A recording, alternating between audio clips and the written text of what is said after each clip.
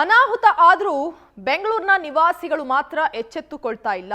ಯುವತಿ ಅತ್ಯಾಚಾರ ಪ್ರಕರಣದ ಬಳಿಕವೂ ಕೂಡ ಯಾಕೆಷ್ಟು ನಿರ್ಲಕ್ಷ್ಯ?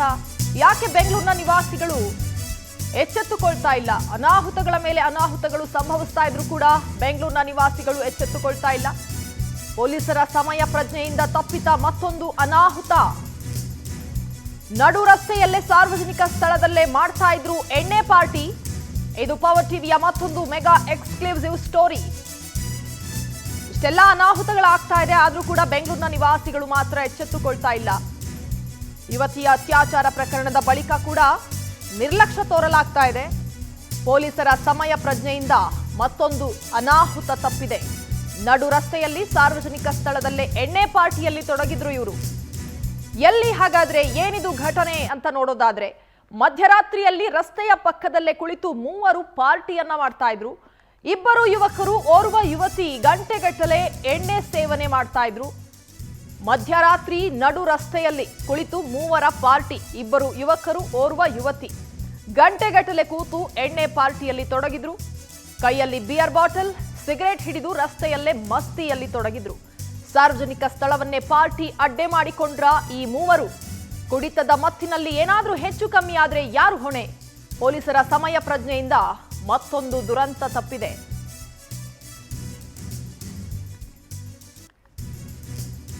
ಬಂಡೆಪಾಳ್ಯ ಸಮೀಪದ ಎಸ್ವಿ ಲೇಕ್ ವ್ಯೂ ಅಪಾರ್ಟ್ಮೆಂಟ್ ಬಳಿ ಈ ಘಟನೆ ಆಗಿರೋದು. ಕೋರಮಂಗಲ ನಿವಾಸಿ ಸುನಿಲ್ ಎಂಬಾತನಿಂದ ರಸ್ತೆಯಲ್ಲೇ ಪಾರ್ಟಿ ನಡೀತಾ ಇತ್ತು. ಪಾರ್ಟಿ ಬಗ್ಗೆ ಕಂಟ್ರೋಲ್ ರೂಮ್ಗೆ ಸಾರ್ವಜನಿಕರು ಕರೆ ಮಾಡಿ ಮಾಹಿತಿಯನ್ನ ನೀಡ್ತಾರೆ. ಆ ನಂತರ ಸ್ಥಳಕ್ಕೆ ಬಂಡೆಪಾಳ್ಯ ಬೀಟ್ ಪೊಲೀಸರು ಹೋಗ್ತಾರೆ. ಆ ಸಂದರ್ಭದಲ್ಲಿ ಪಾರ್ಟಿಯಲ್ಲಿ ತೊಡಗಿದ್ದಂತಹ ಮೂವರು ಪೊಲೀಸರ ಜೊತೆಯೇ ಕಿರಿಕ್ ಮಾಡ್ತಾರೆ. ಪೊಲೀಸರಿಗೆ ಆವಾಜ್ ಹಾಕಿ ಧಮಕಿ ಹಾಕಿದ್ರು. ಮತ್ತಿನಲ್ಲಿದ್ದಂತಹ ಆ ಭೂಪ ಸುರಕ್ಷಿತವಾಗಿ ಮನೆಗೆ ಹೋಗಿ ಅಂತ ಪೊಲೀಸರ ಮೇಲೆಯೇ ಆವಾಜ್ ಹಾಕ್ತಾನೆ ಆತ. ಅಂದ್ರೆ ಸುರಕ್ಷಿತವಾಗಿ ಮನೆಗೆ ಹೋಗಿ ಅಂತ ಪೊಲೀಸರು ಅವ್ರಿಗೆ ಹೇಳ್ತಾರೆ. ಆ ಸಂದರ್ಭದಲ್ಲಿ ಪೊಲೀಸರ ಜೊತೆಯೇ ಅವರು ಕಿರಿಕ್ ಮಾಡ್ತಾರೆ. ಧಿಮಾಕು ತೋರಿದ ಯುವಕ ನಾನು ಯಾರು ಗೊತ್ತಾ ಅಂತ ಕೇಳ್ತಾನೆ ಪೊಲೀಸರಿಗೆ. ನಿಮ್ಮ ಡಿಸಿಪಿ ಗೊತ್ತು, ಇನ್ಸ್ಪೆಕ್ಟರ್ ಮಹೇಶ್ ಗೊತ್ತು ಅಂತ ಧಮಕಿ ಹಾಕ್ತಾನೆ.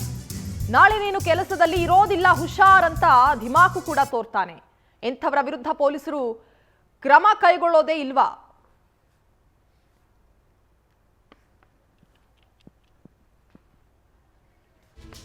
ಎಣ್ಣೆ ಪಾರ್ಟಿಯಲ್ಲಿ ತೊಡಗಿರ್ತಾರೆ. ಗಮನಿಸ್ತಾ ಇದ್ದೀವಿ ದೃಶ್ಯಾವಳಿಗಳಲ್ಲಿ. ಮೂವರು ನಡು ರಸ್ತೆಯಲ್ಲಿ ಮಧ್ಯರಾತ್ರಿಯಲ್ಲಿ ಎಣ್ಣೆ ಪಾರ್ಟಿ ಮಾಡ್ತಾ ಇರ್ತಾರೆ. ಮೋಜು ಮಸ್ತಿ, ಅವರ ಮಾತುಕತೆ.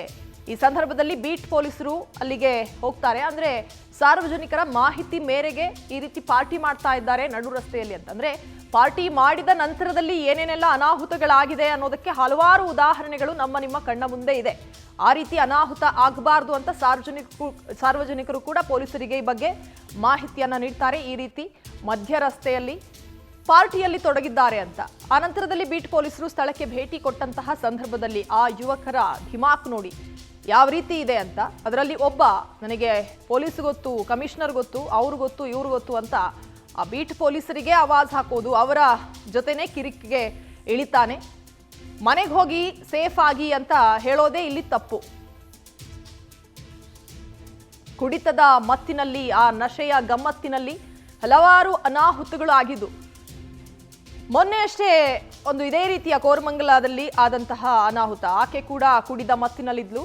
ಹೆಣ್ಣು ಮಕ್ಕಳ ಮೇಲೆ ಆಗುವಂತಹ ಅತ್ಯಾಚಾರಕ್ಕೆ, ಅಂದ್ರೆ ಕೆಲವೊಂದು ಪ್ರಕರಣದಲ್ಲಿ ಹೆಣ್ಣು ಮಕ್ಕಳು ಕೂಡ ಕಾರಣರಾಗ್ತಾರೆ. ಈ ರೀತಿ ಇಬ್ಬರು ಯುವಕರ ಜೊತೆ ಆ ಹುಡುಗಿ ಕೂಡ ಎಣ್ಣೆ ಪಾರ್ಟಿಯಲ್ಲಿ ತೊಡಗಿದ್ಲು. ಮುಂದೆ ಅನಾಹುತ ಆದ್ರೆ ಯಾರು ಹೊಣೆ ಅನ್ನೋದು ಕೂಡ ಇಲ್ಲಿ ಪ್ರಶ್ನೆ ಆಗುತ್ತೆ. ವಿಡಿಯೋ ರೆಕಾರ್ಡ್ ಮಾಡ್ತಾ ಇದ್ದಾರೆ. ಮತ್ತೆ ಪೊಲೀಸ್ನವ್ರು ಬಂದು ನನಗೆ ಗಾಂಚಲಿನ ಅಂತ ಕೇಳ್ತಾರೆ. I am sitting with a lady and I am sitting with my brother and madam I am the CEO of ಭೂಮಿಡೌಟ್ technologies and group in UB city. ಪೊಲೀಸ್ನವ್ರು ಆಗಲೇ ಇದ್ದಾರೆ ಇಲ್ಲಿ ಬಂಡೆಪಾಳ್ಯ ಕೂಡ ಮಾತಾಡ್ತಾರೆ.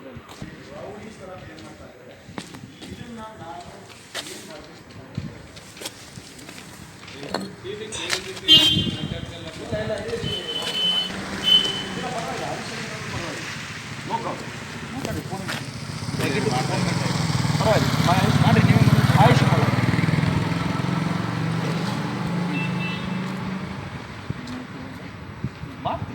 ಹೇಳಿ ಸರ್, ಯಾಕೆ ಇವರು ವಿಡಿಯೋ ರೆಕಾರ್ಡ್ ಮಾಡ್ತಾ ಇದ್ದಾರೆ ಮತ್ತು ಪೊಲೀಸ್ನವ್ರು ಬಂದು ನನಗೆ ಹೆಚ್ಚಿನ ಡೀಟೇಲ್ಸ್ ಅನ್ನ ನೀಡ್ತಾರೆ ನಮ್ಮ ಪ್ರತಿನಿಧಿ ವೆಂಕಟೇಶ್. ನೇರವಾಗಿ ಸಂಪರ್ಕಕ್ಕೆ ಜಾಯ್ನ್ ಆಗ್ತಾ ಇದ್ದಾರೆ. ವೆಂಕಟೇಶ್, ಈ ರೀತಿಯ ಪ್ರಕರಣಗಳು ಹಲವಾರು ಉದಾಹರಣೆಗಳು ಕೂಡ ಇದೆ.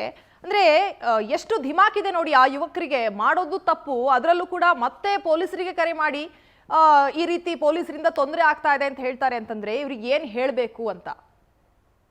ಖಂಡಿತವಾಗ್ಲೂ ರಜನಿ, HSR ಲೇಔಟ್ ಪೊಲೀಸ್ ಠಾಣಾ ವ್ಯಾಪ್ತಿಯಲ್ಲಿ ನಡೆದಂತಹ ಒಂದು ಅತ್ಯಾಚಾರ ಪ್ರಕರಣ ಏನು ಪೊಲೀಸರ ಒಂದು ಸಮಯ ಪ್ರಜ್ಞೆಯಿಂದ ಈ ಒಂದು ದುರಂತ ತಪ್ಪಿದೆ ಅಂತ ಹೇಳಿದ್ರೆ ತಪ್ಪಾಗ್ಲಾರ್ದು. ಯಾಕಂದ್ರೆ ಅವತ್ತು ಕೂಡ ಪಬ್ನಲ್ಲಿ ಪಾರ್ಟಿ ಮಾಡ್ಕೊಂಡು ಬಂದಂಥ ವೇಳೆಯಲ್ಲಿ ಯುವಕರ ಜೊತೆ ಬಂದಂಥ ಯುವತಿ ಕಾರ್ನಲ್ಲಿ ಒಂದು ಆಕ್ಸಿಡೆಂಟ್ ಆಗುತ್ತೆ, ತದನಂತರ ಹೇಳಿದ್ದು ಬೈಕ್ನಲ್ಲಿ ಡ್ರಾಪ್ ತೆಗೆದುಕೊಂಡು ಹೋಗ್ತಾರೆ. ಅನಂತರ ಆಗಿದ್ದು ಮಾತ್ರ ಅತ್ಯಾಚಾರ ಯತ್ನ ಪ್ರಕರಣ, ಅನಂತರ ಆರೋಪಿಯನ್ನು ಬಂಧಿಸಿದ್ದು. ಓಕೆ, ಎಲ್ಲ ಕೂಡ ಆಯಿತು. ಈಗ ಬಂಡೆಪಾಳ್ಯ ಪೊಲೀಸ್ ಠಾಣಾ ವ್ಯಾಪ್ತಿಯಲ್ಲಿರುವಂಥ ಒಂದು SV ಲೇಕ್ ಅಪಾರ್ಟ್ಮೆಂಟ್ ಮುಂಭಾಗದಲ್ಲೇ ಮಧ್ಯರಾತ್ರಿಯಲ್ಲಿ, ಅದು 12 ಗಂಟೆಯಿಂದ ಸುಮಾರು 2 ಗಂಟೆಯ ತನಕ ಕೂಡ ಓರ್ವ ಯುವತಿ, ಇಬ್ಬರು ಯುವಕರು ಕೂಡ ಕೂತ್ಕೊಂಡು ಎಣ್ಣೆ ಪಾರ್ಟಿಯನ್ನು ಮಾಡ್ತಾ ಇರ್ತಾರೆ. ಕೈಯಲ್ಲಿ ಬಿಯರ್ ಬಾಟಲ್ ಮತ್ತು ಸಿಗರೆಟ್ ಅನ್ನು ಹಿಡ್ಕೊಂಡು. ಅದು ಸಾರ್ವಜನಿಕ ರಸ್ತೆ ಆಗಿರೋದ್ರಿಂದಾಗಿ ಸಹಜವಾಗಿಯೇ ಸಾರ್ವಜನಿಕರು ಮತ್ತೆ ನೈಟ್ ಬೀಟರ್ ಕೆಲಸ ಮಾಡುವಂತಹವರು ಕೂಡ ಓಡಾಡ್ತಾ ಇರ್ತಾರೆ. ಜನರಿಗೂ ಕೂಡ ಆತಂಕ ಇರುತ್ತೆ, ಆ ರಸ್ತೆಯಲ್ಲಿ ಹೋಗ್ಬೇಕಾ ಬೇಡ ಅಂತೇಳಿ. ಯಾಕಂದ್ರೆ ಮದ್ಯಪಾನ ಮಾಡಿದಂತಹ ಯುವಕರು ಆಗಿರ್ಬೋದು, ಯಾರೇ ಆಗಿರ್ಬೋದು, ಯಾವ ಸಮಯದಲ್ಲಿ ಯಾವ ರೀತಿಯಾಗಿ ರಿಯಾಕ್ಟ್ ಮಾಡ್ತಾರೆ ಅಂತ ಹೇಳೋಕ್ಕೂ ಕೂಡ ಬರೋದಿಲ್ಲ. ಹಾಗಾಗಿ ಕೂಡ ಭಯ ಪಟ್ಕೊಂಡು ಸಾರ್ವಜನಿಕರು ಓಡಾಡೋದಕ್ಕೂ ಕೂಡ ಭಯ ಪಡ್ತಾರೆ. ಹಾಗಾಗಿ ಈಗ ಬಂಡೆಪಾಳ್ಯ ಪೊಲೀಸ್ ಠಾಣಾ ಲಿಮಿಟ್ಸ್ನಲ್ಲೂ ಕೂಡ ಈ ರೀತಿಯಾದಂಥ ಒಂದು ಘಟನೆ ಆಗಿರುವಂಥ, ಅಂದರೆ HSR ಲೇಔಟ್ನಲ್ಲಿ ಆದಂಥ ಒಂದು ಪ್ರಕರಣ ಏನಿದೆ, ಆ ಶೆಡ್ಗೆ ಸಮೀಪವೇ ಇರುವಂತಹ ಒಂದು ಅಪಾರ್ಟ್ಮೆಂಟ್ ಕೂಡ ಆಗಿರುವಂಥದ್ದು ಇದು. ಈಗ ಪೊಲೀಸ್ನವರು ಕೂಡ ಅಲ್ಲಿ ಬೀಟ್ಗಳನ್ನು ಕೂಡ ಹೆಚ್ಚಾಗಿ ಮಾಡಿದ್ದಾರೆ. ಅಂದರೆ ಸಾರ್ವಜನಿಕರಿಗೆ ಯಾವುದೇ ರೀತಿಯಾಗಿ ತೊಂದರೆ ಆಗಬಾರ್ದು, ಸಾರ್ವಜನಿಕರು ನೆಮ್ಮದಿಯಾಗಿ ಇರಬೇಕು ಅಂತ ಹೇಳಿ ಪೊಲೀಸರು ಕೂಡ ಹಗಲು ಮತ್ತು ರಾತ್ರಿಯಲ್ಲಿ ಕೂಡ ಬೀಟ್ಗಳನ್ನು ಹೆಚ್ಚಿನ ಮಾಡಿದ್ದಾರೆ. ಅದೇ ರೀತಿಯಾಗಿ ಒಂದು ಕಂಟ್ರೋಲ್ ರೂಮಿಂದ ಒಂದು ಕರೆ ಕೂಡ ಬರುತ್ತೆ. ಕಂಟ್ರೋಲ್ ರೂಮಿಂದ ಕರೆ ಬಂದಂಥ ಸಂದರ್ಭದಲ್ಲಿ ಯಾರು ಅಪರಿಚಿತ ವ್ಯಕ್ತಿಗಳು ಈ ರೀತಿಯಾಗಿ ಕುಡಿದು ದಾಂಧಲೆ ಮಾಡ್ತಾ ಇದ್ದಾರೆ, ಕೂತ್ಕೊಂಡಿದ್ದಾರೆ ಸಾಕಷ್ಟು ಸಮಯದಿಂದ ಅಂತ ಹೇಳಿ. ಸೊ ಆ ತಕ್ಷಣದಿಂದ ಕಂಟ್ರೋಲ್ ರೂಮಿಂದ ಪೊಲೀಸ್ ಠಾಣೆಗೆ ಒಂದು ಕರೆ ಹೋಗುತ್ತೆ. ಆಗ ಹೊಯ್ಸಳ ಬೀಟ್ನಲ್ಲಿ ಬಂದಂಥ ಪೊಲೀಸರು ಕೂಡ ಆ ಒಂದು ರಸ್ತೆಯಲ್ಲಿ ಗಸ್ತನ್ನು ಮಾಡ್ತಾರೆ, ಪಾರ್ಕ್ ಬಳಿ ಕೂಡ ಹೋಗಿ ಪರಿಶೀಲನೆ ಮಾಡ್ತಾರೆ, ಯಾರು ಇರೋದಿಲ್ಲ. ತದನಂತರ ಬಂದಂಥ ವೇಳೆಯಲ್ಲಿ ಈ ಒಂದು ಸ್ಥಳದಲ್ಲಿ ಇಬ್ಬರು ಯುವಕರು ಮತ್ತು ಯುವತಿ ಕುಡಿದು ಕೂಡ ಏನು ಅಲ್ಲೇ ಇರ್ತಾರೆ. ಸೊ ಆ ಸಂದರ್ಭದಲ್ಲಿ ಅವರು ಕೂಡ ಮೈಕ್ನಲ್ಲಿ ಅನೌನ್ಸನ್ನು ಮಾಡ್ತಾರೆ, ಯಾರಿರೋದಲ್ಲಿ ಸ್ಥಳದಿಂದ ತೆರಳಿ ಅಂತ ಹೇಳಿ ಕೂಡ. ಆದರೂ ಕೂಡ ಅವರು ಅಲ್ಲೇ ಕೂತು ದಿಮಾಕ್ನಿಂದಾಗಿ ಮದ್ಯಪಾನವನ್ನು ಮಾಡ್ತಾ ಇರ್ತಾರೆ. ಮತ್ತು ಹತ್ತಿರ ಬಂದಂಥ ವೇಳೆಯಲ್ಲಿ ಕೂಡ ಆತ ಒಂದು ಫೋನನ್ನೇ ತೆಗೆದುಕೊಂಡು, ನಾನು ಯಾರು ಗೊತ್ತಾ, ನೀನು ಯಾರು, ಈ ಒಂದು ಠಾಣೆಗೆ ಹೊಸಬನ ನೀನು, ನನಗೆ DCP ಸಾರಾ ಗೊತ್ತು, ಏಕವಚನದಲ್ಲೇ ಕೂಡ ಮಾತಾಡುವಂಥ ಕೆಲಸವನ್ನು ಮಾಡ್ತಾನೆ. ಮತ್ತು ನಿನ್ನ ಹೆಸರೇನು ಅಂತ ಹೇಳಿ ಹೆಸರನ್ನು ನೋಡಿದ ನಂತರ ಆತ ಕೂಡ ನಾಳೆಯಿಂದ ನೀನು ಕೆಲಸದಲ್ಲಿ ಇರೋದಿಲ್ಲ, ನೋಡ್ತೀಯಾ ನಾನು ಯಾರು ಅಂತ ಹೇಳಿ ದಿಮಾಕನ್ನು ತೋರಿಸ್ತಾನೆ. ತದನಂತರ ಒಂದು ಹೈಯರ್ ಆಫೀಸರ್ಗೂ ಕೂಡ ಫೋನ್ ಮಾಡುವಂಥ ಕೆಲಸವನ್ನು ಮಾಡ್ತಾನೆ. ಈ ಎಲ್ಲವನ್ನು ಕೂಡ ಬಾಡಿ ವರ್ನ್ ಕ್ಯಾಮ್ರಾದಲ್ಲಿ ಕೂಡ ರೆಕಾರ್ಡ್ ಆಗಿರುತ್ತೆ. ಆದರೂ ಪೊಲೀಸರ ಸೇಫ್ಟಿಗೆ ಈತ ಇಷ್ಟೊಂದು ದಿಮಾಕ್ನಿಂದ ಮಾತಾಡ್ತಾ ಇದ್ದಾನೆ ಅಂತ ಹೇಳಿದರೆ ನಾಳೆ ದಿನ ನಮ್ಮ ಮೇಲೆ ಏನಾದರೂ ಆರೋಪ ಮಾಡ್ಬೋದು, ನನ್ನನ್ನು ಹಲ್ಲೆ ಮಾಡಿದ್ರು, ನಿಂದನೆ ಮಾಡಿದ್ರು ಅಂತ ಹೇಳುವಂತಹ ಕೆಲಸ ಆದರೂ ಕೂಡ ಅದು ಮೇಲಿನ ಅಧಿಕಾರಿಗಳು ನಮ್ಮ ಮೇಲೆ ಕ್ರಮ ತೆಗೆದುಕೊಳ್ಬಹುದು ಅನ್ನುವಂಥ ಒಂದು ಭಯದಿಂದ ಕೂಡ ಒಂದು ವಿಡಿಯೋವನ್ನು ಮಾಡ್ಕೊಳ್ಳುವಂಥ ಕೆಲಸವನ್ನು ಮಾಡ್ತಾರೆ. ಆ ವಿಡಿಯೋ ಇವತ್ತು ಪೊಲೀಸರಿಗೆ ರಕ್ಷೆ ಅಂತ ಹೇಳಿದ್ರೆ ತಪ್ಪಾಗ್ಲಾರ್ದು. ಯಾಕಂತ ಹೇಳಿದ್ರೆ ಆ ಒಂದು ಬಾಟ್ಲಿಲಿ ಮದ್ಯಪಾನ ಮಾಡಿದಂಥ ಬಾಟ್ಲುಗಳು ಕೂಡ ಅಲ್ಲೇ ಇರುತ್ತೆ, ಅದನ್ನು ಕೂಡ ವಿಡಿಯೋ ಮಾಡ್ಕೊಂಡಿದ್ದಾರೆ. ಸೊ ನನ್ನನ್ನು ಯಾರು, ನಾನು ಆತನೇ ಓಪನ್ ಆಗಿ ಹೇಳ್ತಾ ಇರುವಂಥದ್ದು, ನಾನು ಒಂದು ಯುವತಿಯ ಜೊತೆ ಇದ್ದೀನಿ, ನನ್ನ ಬ್ರದರ್ ಇದ್ದಾರೆ ಅಂತ ಹೇಳಿ. ಸೊ ನಾನು ಮದ್ಯಪಾನವನ್ನು ಮಾಡ್ತಾ ಇದ್ದೆ ಅಂದರೆ ಇಲ್ಲಿ ಬಂದು ಪೊಲೀಸರು ಕೂಡ ನನಗೆ ಗಾಂಚಲಿ ಮಾಡ್ತೀಯಾ ಅಂತ ಕೇಳ್ತಾ ಇದ್ದಾರೆ. ಅಂದರೆ ಆತ ಒಂದು ಹೈಯರ್ ಆಫೀಸರ್ಗೆ ಕರೆ ಮಾಡ್ತಾನೆ. ಸೊ ಎಲ್ಲವನ್ನು ನೋಡ್ತಾ ಇದ್ರೆ ನಿಜಕ್ಕೂ ಪೊಲೀಸರು ಕರ್ತವ್ಯವನ್ನು ಮಾಡೋದೇ ತಪ್ಪ, ಅಂದರೆ ಅನಾಹುತ ಆಗೋದಕ್ಕೂ ಮುಂಚೆ ಸ್ಥಳಕ್ಕೆ ಬಂದು ಪ್ರಿವೆನ್ಷನ್ ತೆಗೆದುಕೊಳ್ಳೋದೇ ತಪ್ಪ ಅನ್ನುವಂಥ ಪ್ರಶ್ನೆಗಳು ಕೂಡ ಮೂಡ್ತಾ ಇರುವಂಥದ್ದು ಜನಸಾಮಾನ್ಯರಿಗಾದ. ಓಕೆ, ಥ್ಯಾಂಕ್ ಯು ವೆಂಕಟೇಶ್ ಮಾಹಿತಿಗೆ.